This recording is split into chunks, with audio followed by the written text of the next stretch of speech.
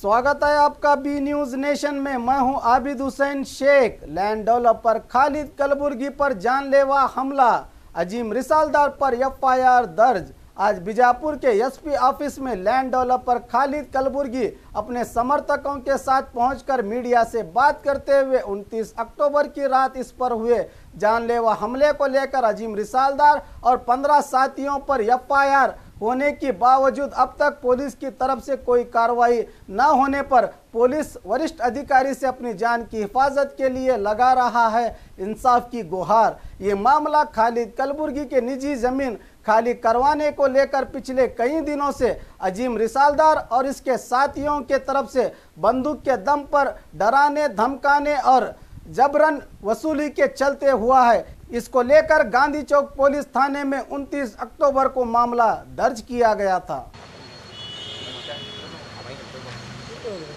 आगे जा सकता कंप्लेंट छोड़ता तो लेते हुआ है वो तो एफआईआर कॉपी हमारे पास आई होती है, जिस स्टेशन पर जाएगा तो वहाँ पर।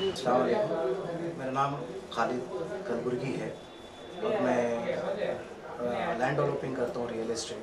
तो इन दिनों 29 9:30 बजे के करीब मेरे ऊपर जानलेवा हमला हुआ, जिसमें अजीम रिसालदार और उसके 15 दोस्त लोग इन्वॉल्व थे। इत्तेफाकन मैं मेरे घर के बिल्कुल करीब मेरी स्कूल रैपिड के अंदर मैं बैठा हुआ था, फ़ोन में बात करते हुए आते साथ मेरी कार की चाबी निकाल लिए और स्टैम्प लेके मुझे यहाँ मारा और पीछे से बेस्टिक वगैरह इधर सर पे मार लगी।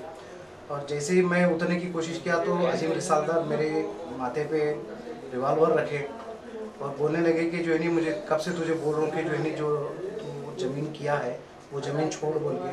तो इत्तेफाकन ऐसा था कि 15-20 दिन पहले मैं चाय की दुकान में था तो वो भी वहीं था, तो उस वक्त में भी हमारी गाली गलौज हुई थी। वो मुझे बार बार धमका रहा था कि वो जो ज़मीन में रियल एस्टेट करता हूँ, जो ज़मीन लिया हूँ ऑलरेडी मैं कस्टमर को दे भी चुका हूँ और इसकी वजह से मैं वो ज़मीन छोड़ नहीं सकता। तो ये मेरे को एक्सटॉर्शन कर रहा था उस पर।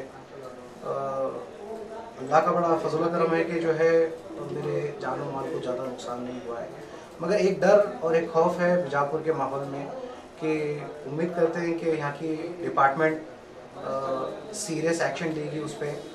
और पिछले 4-5 दिन हो गए ये सब हो के अभी तक उसको कोई रिस्पॉन्ड नहीं आया है, ना ही वो पकड़ा गया, ना ही उसके 15 लोग पकड़े गए हैं, ना ही उसके कोई चीज़ का रिस्पॉन्ड आया है।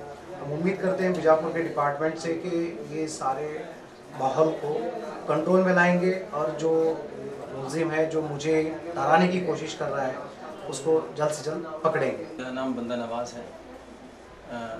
ये मेरा बहुत अच्छा दोस्त है। हम साथ में सोशल एक्टिविटी करते हैं, काम करते हैं, लोगों को मदद करना, लोगों की परेशानियों को दूर करना।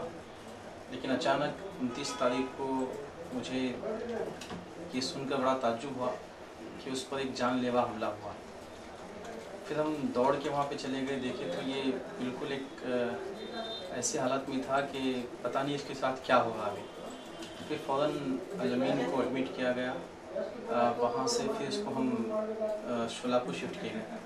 तो उससे मैंने पूछा कि ये हुआ क्या।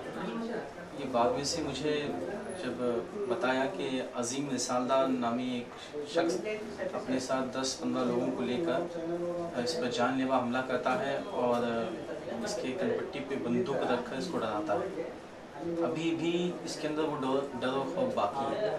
अगर बीजापुर में ऐसे ही हालात होते रहे, दिन ब दिन कुछ ना कुछ अगर होता रहा, तो जो आम इंसान है वो तो बड़ा परेशान होगा। और खबरों के लिए देखते रहिए बी न्यूज नेशन।